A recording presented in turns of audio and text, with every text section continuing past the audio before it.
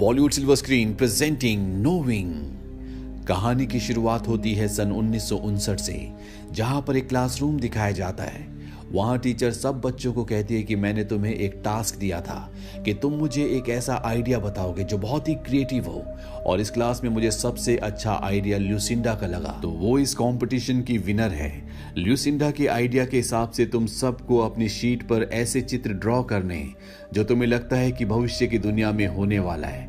और अब सब बच्चे अपनी शीट्स पर ड्रॉ करना शुरू कर देते हैं, पर टाइम खत्म होने के बाद भी ल्यूसिंडा अपनी शीट पर कुछ ना कुछ लिख रही होती है, और जब टीचर देखती है तो वो अपनी शीट पर कोई भी चित्र ड्रॉ नहीं कर रही होती, बल्कि वो कई नंबर्स लिख रही होती है। टीचर उसे ऐसा करने से मना भी करती है, लेकिन टीचर की बात उसके कानों तक पहुंचती नहीं। हालांकि वो और भी लिखना चाहती है, लेकिन टीचर उसकी शीट ले लेती है, और अब सब बच्चों की शीट्स को टाइम कैप्सूल में डालकर 50 साल के लिए जमीन के नीचे डाल दिया जाता है, ताकि आने वाले वक्त में 50 सालों के बाद इसी स्कूल के बच्चों को ये शीट्स दिखाई जा सके। उसी रात को ल्यूसिंडा गायब हो जाती है, और जब सब उसे ढूंढते हैं तो वो एक क्लोसेट में मिलती है, जहां पर उसकी उंगलियों से खून निकल रहा होता है। दरअसल जो बचे हुए नंबर वो अपनी शीट्स पर लिखना चाहती थी, उसने अपने खून से दरवाजे के पीछे लिख दिए होते हैं। वो बहुत डरी हुई होती है और सिर्फ एक ही लाइन बोल रही होती है, प्लीज उन्हें रोक लो। पर ल्यूसिंडा की बात किसी को समझ नहीं आती। धीरे धीरे वक्त बीतता और 50 साल बीत जाते हैं। 50 साल बाद उसी स्कूल में दिखाया जाता है कि उस टाइम कैप्सूल को, जो आज से 50 साल पहले जमीन के अंदर दफनाया गया था, उसे बाहर निकाला जाता है, और उसके अंदर जितनी भी शीट्स होती हैं वो सब बच्चों को दे दी जाती हैं। ल्यूसिंडा की शीट यहाँ पर एक बच्चे को मिलती है जिसका नाम कैलेब होता है। कैलेब उस शीट को देखकर बहुत हैरान होता है, क्योंकि उस पर बहुत अजीब अजीब नंबर्स लिखे होते हैं। कैलेब को कुछ भी समझ नहीं आता, और तभी वो देखता है कि सामने से एक अनजान आदमी उसे देख रहा है। कैलेब के कान में अजीब अजीब सी आवाजें भी आ रही होती है। कैलेब नहीं समझ पाता कि उसके साथ क्या हो रहा है, और जब वो घर जाता है तो वो अपने डैड, जिनका नाम जॉन है, जो कि एक प्रोफेसर है, उन्हें कहता है कि मेरी कान की मशीन से आज अजीब अजीब सी आवाजें आ रही थी।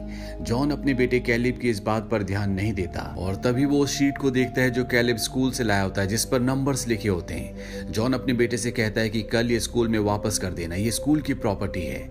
रात को जब उसका बेटा सो जाता है तो जॉन गलती से उसी शीट के ऊपर अपना वाइन का गिलास रख देता है, और जब वो उस शीट में नंबर्स को देखता है तो उसमें उसे एक नंबर की सीरीज दिखती है, जिसे वो बोर्ड पर लिख देता है, और ये नंबर होता है 9110129996। कुछ देर तक जॉन को कुछ भी समझ नहीं आता, पर जब वो शुरू के 6 नंबर्स को अलग करता है तो वो समझ जाता है कि ये एक डेट है, 9/11/01। ये वो दिन था जब ओसामा बिन लादेन ने अमेरिका के ट्विन टावर पर हमला किया था। ये दुनिया का सबसे बड़ा आतंकी हमला था। उसके आगे 4 और नंबर्स होते हैं, 2996, जिसके बारे में जॉन को कुछ भी समझ नहीं आता। और जब वो कंप्यूटर पर 9/11 की घटना को सर्च करता है तो वहां पर लिखा होता है कि इस घटना में 2996 यानी कि 2996 लोगों की मृत्यु हुई थी। ये देखकर जॉन पूरी तरह से हैरान हो जाता है। इसके बाद वो और भी नंबर्स को इसी तरह से सर्च करता है, और वो देखता है कि जो जो डेट्स उस शीट पर लिखी थी, ठीक उसी डेट को उतने लोग जितने की उस शीट पर लिखे गए थे मारे गए थे। फिर वो चाहे कोई प्रकृति आपदा हो या फिर दुर्घटना, लेकिन जैसा उस शीट पर लिखा गया था ठीक वैसा ही हुआ था। जॉन ये देखकर पूरी तरह से हैरान इसलिए होता है क्योंकि ये नंबर्स आज से 50 साल पहले लिखे गए थे। अगले दिन वो अपने एक दोस्त को सारी बातें बताता है। जॉन कहता है कि शीट पर जितने भी नंबर्स लिखे थे मैंने उन्हें पिछले 50 साल के बड़े हादसों से मिलाया है, जो हूबहू हादसों की डेट से और मरने वालों की संख्या से मैच करते हैं, सिवाय 3 के। ये 3 हादसे अभी भी नहीं हुए, और अगर हम इस शीट पर इन नंबर्स पर विश्वास करें तो इन 3 हादसों में से कल एक हादसा होगा जिसमें 81 लोग मारे जाएंगे। जॉन का दोस्त उस पर विश्वास नहीं करना चाहता। जॉन उसे बताता है कि इन हादसों में एक हादसा वो भी लिखा है जिस हादसे में मेरी पत्नी की जलकर मृत्यु हो गई थी। जॉन का दोस्त कहता है कि यहाँ पर बहुत सारे ऐसे नंबर्स भी हैं जिन पर तूने सर्कल नहीं किया, इनका क्या मतलब है? जॉन कहता है कि मुझे नहीं पता। उसका दोस्त कहता है कि तूने न्यूमरोलॉजी और बहुत सारी नंबर गणित के बारे में सुना होगा। अक्सर इंसान वही नंबर्स, वही चीज देखते हैं जो देखना चाहते हैं, और तूने भी उन्हीं तारीखों को, उन्हीं नंबरों को चुना है जिनके बारे में तुम जानना चाहते हो। तुम्हारी पत्नी की मृत्यु के बाद तुम्हारे दिमाग पर शायद गहरा असर पड़ा है। जॉन वहां से गुस्से से चला जाता है और वो सीधा ल्यूसिडा, जिस लड़की ने इस शीट पर नंबर्स लिखे थे, उसकी टीचर के पास जाता है। वो टीचर बताती है कि हाँ, ल्यूसिडा बहुत ही प्यारी बच्ची थी, लेकिन वो बहुत खामोश रहती थी। उसी ने इस शीट पर नंबर लिखे थे, पर हमें देर हो रही थी, इसीलिए मैंने उससे शीट ले ली और उसी रात को गायब हो गई थी। और जब हमने उसे ढूंढा तो नीचे क्लोसेट में मिली थी। वो अपने नाखूनों से खुरच खुरच कर दरवाजे के पीछे कुछ लिख रही थी। जॉन कहता है कि मैं ल्यूसिंडा से मिलना चाहता हूँ। टीचर बताती है कि सालों पहले उसकी मृत्यु हो गई। जॉन अपने घर पर आ जाता है और जब उसका बेटा बाहर खेल रहा होता है तो वो देखता है कि वहां पर एक गाड़ी आती है जिसमें से एक आदमी उसके बेटे को कुछ देता है। और जब जॉन बाहर आकर देखता है तो उसके बेटे को उस आदमी ने काले रंग का एक पत्थर दिया होता है। जॉन अपने बेटे से कहता है कि मैंने तुम्हें कितनी बार कहा है कि अनजान लोगों से कोई भी चीज नहीं लेनी, और उस पत्थर को अपने पास रख लेता है। अगले दिन जॉन जब अपने बेटे को स्कूल लेने के लिए जा रहा होता है तो रास्ते में ट्रैफिक होता है, इसीलिए शॉर्टकट के लिए अपनी गाड़ी में लोकेशन डालता है। उसमें उसकी पोजीशन को बताया जाता है, जिसमें पोजीशन होती है 42 41 71 20।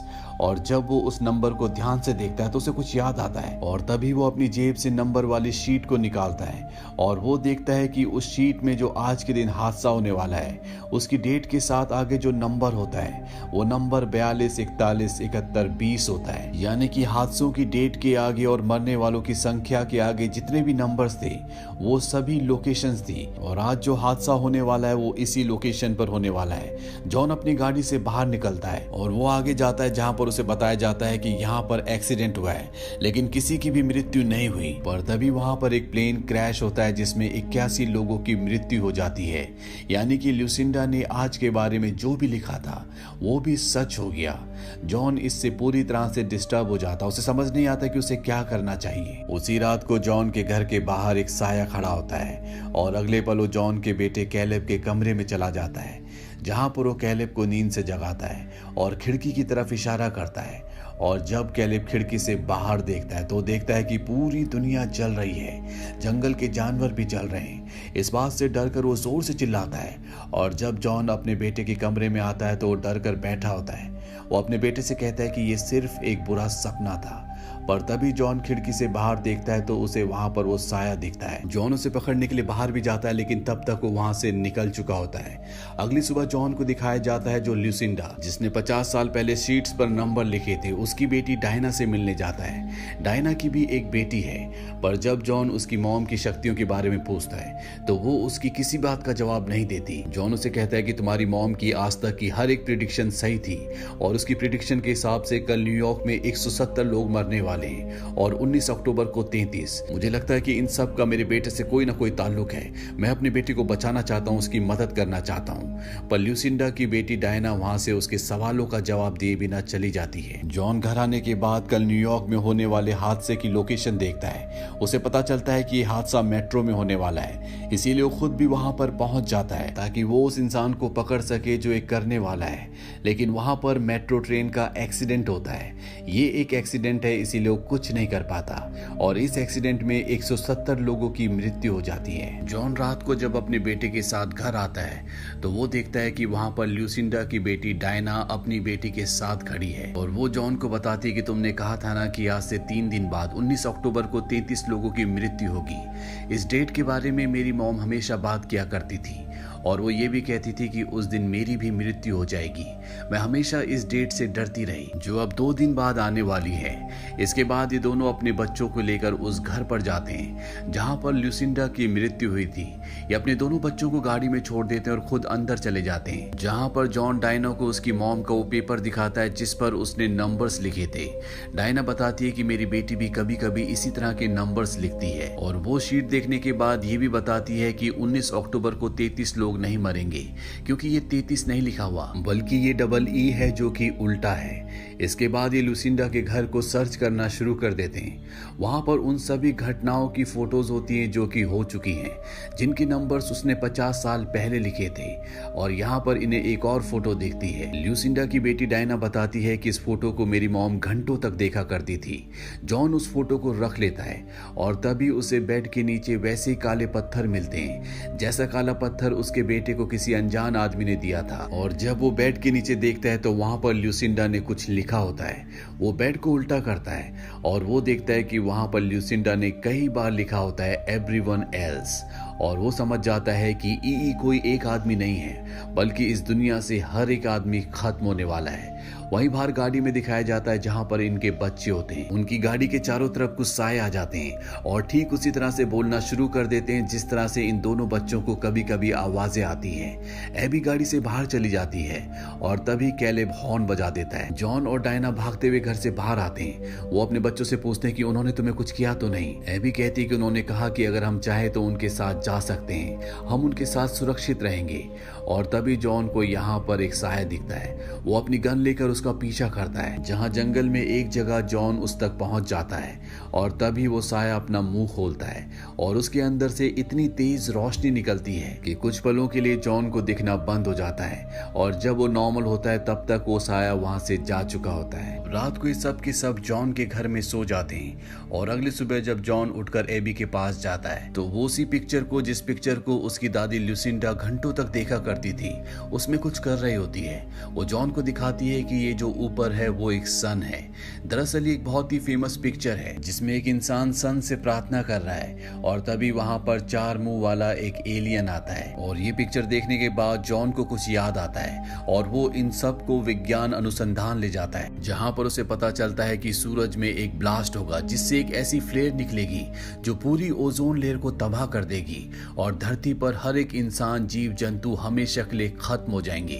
यानी कि कुछ ही घंटों बाद 19 अक्टूबर को धरती से जीवन खत्म होने वाला है। वहां पर जॉन का दोस्त भी होता है। वो कहता है कि हमें हाई सिक्योरिटी कमांड को इन्फॉर्म कर देना चाहिए। जॉन कहता है कि सबको पहले से पता है, बस अब कुछ ही देर में अनाउंसमेंट होने वाली है। जॉन को यहाँ पर एक बात समझ में नहीं आती कि जब वो कुछ कर ही नहीं सकते तो इन सब घटनाओं के संकेत उन्हें पहले से क्यों मिल रहे थे। अब डायना भी ये सब कुछ सुन लेती है और वो जॉन को कहती है कि मैं जानती हूँ कि यहाँ शहर से बाहर कुछ गुफाएं हैं, हो सकता है कि वहां पर हम सुरक्षित रह सके। जॉन कहता है कि हाँ ऐसा हो सकता है और ये सब के सब घर आ जाते हैं जहां पर ये अपने सर्वाइवल के लिए चीजें इकट्ठा करना शुरू कर देते हैं। वहीं जॉन के बेटे कैलेब को दिखाया जाता है जिसे एक बार फिर से अजीब अजीब सी आवाजें आना शुरू हो जाती है और इसके बाद वो पेपर पर नंबर्स लिखना शुरू कर देता है। जॉन उसके पास जाता है और वो उससे पेपर छीन लेता है, लेकिन पेपर छीनने के बाद भी जॉन का बेटा कैलेब अपने नाखूनों से नीचे बोर्ड पर खुरचना शुरू कर देता है। दरअसल वो नंबर लिख रहा होता है और तभी जॉन को ल्यूसिंडा की टीचर की बात याद आती है जब उसने उसे बताया था कि जब हमने ल्यूसिंडा से पेपर ले लिया था तो वो एक क्लोसेट में चली गई थी जहां पर वो अपने नाखूनों से खुरचकर दरवाजे के पीछे कुछ लिख रही थी। दरअसल ल्यूसिंडा ने जो ये आखिरी घटना लिखी होती है इसमें उसने घटना की तारीख 19 अक्टूबर और ईई तो लिखा होता है यानी कि एवरीवन, पर इसमें कोई भी लोकेशन नहीं होती। जॉन को पूरा विश्वास हो जाता है कि ल्यूसिंडा दरवाजे के पीछे कुछ तो बहुत इंपॉर्टेंट लिख रही थी और इसके बाद जॉन डायना को और दोनों बच्चों को लेकर घर से गाड़ी से निकल जाता है। वो सीधा स्कूल जाता है और स्कूल के अंदर वो उस कमरे में, उस क्लोसेट में जाता है जहां पर आज से सालों पहले ल्यूसिंडा दरवाजे के पीछे कुछ लिख रही थी, पर अब दरवाजे पर पेंट हो चुका है इसलिए यहाँ पर कुछ भी नहीं होता। जॉन उस दरवाजे को निकालकर बाहर ले आता है और पेंट निकालने की कोशिश करता है ताकि उसे छुपा हुआ मैसेज मिल सके। तभी डायना वहां पर आ जाती है और वो उससे पूछती है कि तुम क्या कर रहे हो। जॉन कहता है कि तुम्हारी मॉम उस दिन पेपर पर एक लोकेशन लिखने की कोशिश कर रही थी, लेकिन टीचर ने उसे लिखने नहीं दिया, इसीलिए उसने दरवाजे के पीछे लिखा और हो ना हो ये वही लोकेशन होगी जहां पर हम सुरक्षित रह सकते हैं। वो हमें बताना चाहती थी कि हमें कहां जाना चाहिए। डायना को लगता है कि जॉन का दिमाग खराब हो गया है क्योंकि पूरी धरती खत्म होने वाली है, इसीलिए वो दोनों बच्चों को अपने साथ अपनी गाड़ी में यहाँ से ले जाती है। वो गैस स्टेशन जाती है जहां पर बहुत ज्यादा भीड़ होती है। चारों तरफ यही न्यूज होती है कि दुनिया अब खत्म होने वाली है। यहाँ से वो जॉन को कॉल भी करती है। जॉन उसे बताता है कि मुझे वो लोकेशन मिल गई है, वो तुम्हारी मॉम के घर की है, हमें वहां जाना चाहिए। डायना कहती है कि तुम्हारा दिमाग खराब हो गया, वहां पर हम मर जाएंगे, हमें केव्स की तरफ जाना चाहिए। जॉन कहता है कि जब रेडिएशन धरती पर आएगा तो वो धरती के 1 मील अंदर तक चला जाएगा जिससे कोई भी नहीं बचेगा। और तभी वहां पर डायना देखती है कि टेलीफोन के ऊपर एक काले रंग का पत्थर होता है और इसके बाद दिखाया जाता है कि वही साए डायना की गाड़ी को, जिसमें दोनों बच्चे हैं, इस जगह से लेकर निकल जाते हैं। डायना दूसरी गाड़ी से उनका पीछा करने की कोशिश करती है पर तभी एक ट्रक उसकी गाड़ी से टकराता है जिससे उसकी मृत्यु हो जाती है। जैसा कि उसकी मॉम ने भविष्यवाणी की थी कि तुम 19 अक्टूबर को मरोगे, और आज 19 अक्टूबर होता है। जॉन भी घटना वाली जगह पहुंच जाता है जहां पर वो देखता है कि डायना की मृत्यु हो चुकी है। इसके बाद वो डायना की मॉम ल्यूसिंडा के घर जाता है और वो देखता है कि वहां पर वही आदमी है जो आदमी उसे जंगल में मिला था, जिसने अपने मुंह से रोशनी निकाली थी। वो उस पर गन तान देता और पूछता है कि मेरा बेटा कहाँ है। तभी पीछे से उसका बेटा आता है और वो कहता है कि डैड, ये मेरा दोस्त है, ये हमारी मदद करना चाहते हैं, पूरे रास्ते इन्होंने हमारी प्रोटेक्शन की। जॉन उनसे पूछता है कि तुम कौन हो। वो जॉन की बात का कोई जवाब नहीं देते और तभी जॉन ऊपर देखता है जहां पर एक बहुत बड़ा स्पेसशिप होता है। जॉन का बेटा कैलिब बताता है कि ये हमें यहाँ पर लेने के लिए आए हैं। जॉन देखता है कि वहां पर 4 साए होते हैं, ठीक उसी फोटो की तरह जिस फोटो को ल्यूसिंडा देखा करती थी। दरअसल उसमें एक एलियन था जिसके 4 मुंह होते हैं और यहाँ पर ये 4 हैं। जॉन समझ जाता है कि ये बच्चों को लेने के लिए यहाँ पर आए ताकि इंसानियत को बचा सके। जॉन कहता है कि मैं भी चलना चाहता हूँ। हालांकि वो जॉन को जवाब तो नहीं देते, लेकिन उसके बेटे कैलिब को टेलीपैथी से बताते हैं कि सिर्फ वही जा सकते हैं जिन्हें चुना गया है, जिन्हें कॉल्स आते थे। जॉन का बेटा कैलिब अपने पिता के बिना नहीं जाना चाहता, लेकिन जॉन उसे समझाता है कि तुम्हें और एबी को चुना गया है, तुम्हें एबी का ध्यान रखना होगा, तुम्हें स्ट्रांग बनना होगा। और तभी उन 4 सायों को दिखाते हैं जो कि अब एक रोशनी में बदल जाते हैं। वो इन दोनों बच्चों को बुलाते हैं और अपने साथ यहाँ से एक दूसरी दुनिया में ले जाते हैं। जॉन भी अपने घर आ जाता है। चारों तरफ दिखाया जाता है कि अनाउंसमेंट हो चुकी है कि दुनिया खत्म होने वाली है और कुछ ही देर बाद धरती पर सोलर वेव आती है जिससे दुनिया तबाह होना शुरू हो जाती है। वहीं कैलिब और एबी को दिखाया जाता है जो एक दूसरी दुनिया, दूसरे ग्रह में पहुंच चुके हैं, जो कि बहुत ही खूबसूरत है, चारों तरफ प्रकृति है। और इसी के साथ ये फिल्म यहीं पर खत्म हो जाती है। ये फिल्म ईयर 2009 में रिलीज हुई थी। IMDb पर इसकी रेटिंग है 6.2। इस मूवी का बजट था $50 मिलियन और बॉक्स ऑफिस पर इसने कमाई की थी $184 मिलियन की। उम्मीद करते हैं कि ये कहानी आपको पसंद आई हो।